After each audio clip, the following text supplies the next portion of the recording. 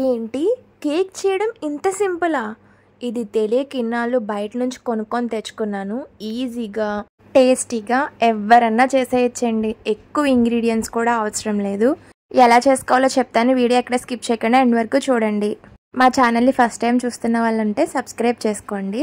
ఇంకా ప్రాసెస్లోకి వెళ్ళిపోదాం. 1 కప్ ఆఫ్ షుగర్ తీసుకోండి. 1 కప్ ఆఫ్ షుగర్ని మిక్సీలో వేసి బాగా మెత్తగా వచ్చేలాగా మిక్సీ పట్టండి. ఇలా ఉంటే సరిపోతుందండి. టచ్ చేస్తే మనకి సాఫ్ట్గా ఉండాలి. కొంచెం గరిగ్గా ఉంటే మళ్ళీ మిక్సీ పట్టండి. నెక్స్ట్ నేను 3 ఎగ్స్ యూస్ చేస్తున్నా. మీరు ఎగ్స్ స్కిప్ చేయాలనుకుంటే ఈ ప్లేస్లో మీరు కర్డ్ని కూడా యాడ్ చేసుకోవచ్చు.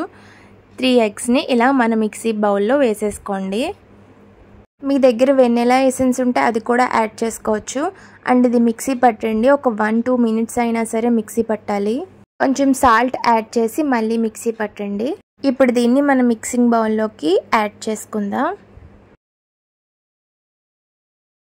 నెక్స్ట్ ఇందులోకి మనం 1 కప్ ఆఫ్ షుగర్ తీసుకున్నాం కదా. 1 కప్ ఆఫ్ షుగర్కి 2 కప్స్ ఆఫ్ మైదా యాడ్ చేయాలి. కరెక్ట్గా ఒక బౌల్ని పెట్టుకొని దాని మెజర్మెంట్ బట్టే వేయండి, లేకపోతే కేక్ సరిగ్గా రాదు.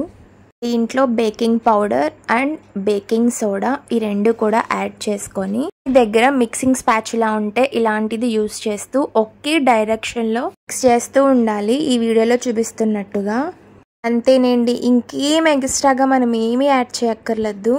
ఎక్కువ ఇంగ్రీడియంట్స్ కూడా అవసరం లేదు. బట్ టేస్ట్ మాత్రం చాలా బాగా వస్తుంది. మనం దీంట్లో మిల్క్ కూడా యాడ్ చేయక్కర్లేదు.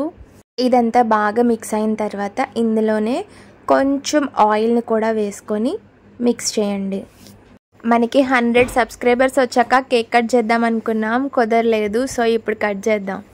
ఇక్కడ నుంచి బర్త్డేస్కి, మ్యారేజెస్కి, యానివర్సరీకి కేకులకి ఆర్డర్లు నాకే ఇవ్వండి. దిలీప్ బేకరీ సెంటర్ అని పెట్టుకుంటాను. నెక్స్ట్ ఇలా స్పేసింగ్ ఉన్న బౌల్ తీసుకొని ఇందులో కొంచెం ఆయిల్ వేసి ఇలాంటి స్పాచులాతో మొత్తం స్ప్రెడ్ అయ్యేలాగా అప్లై చేయండి.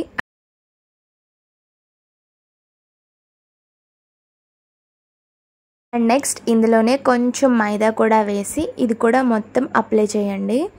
అండ్ నెక్స్ట్ మనం మిక్స్ చేసుకున్న పేస్ట్రీ మొత్తం ఇందులో యాడ్ చేసేయండి.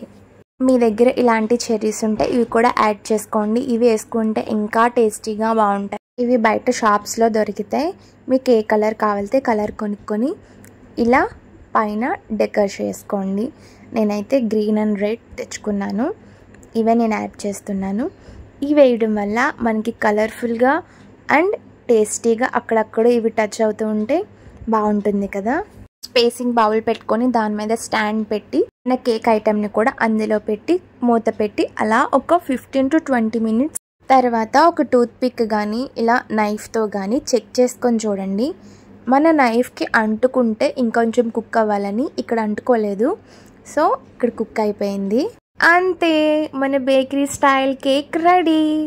స్మూత్గా స్పాంజీలా చాలా బాగా వచ్చింది. అంటే టేస్ట్ విషయానికి వస్తే టేస్ట్ కూడా చాలా బాగుంది. మీకు కుదిరినప్పుడు ట్రై చేయండి. ట్రై చేసి నాకు కమెంట్ చేయండి. Thank you so much for watching. Please do subscribe Dili Shanti channel. Tata bye bye.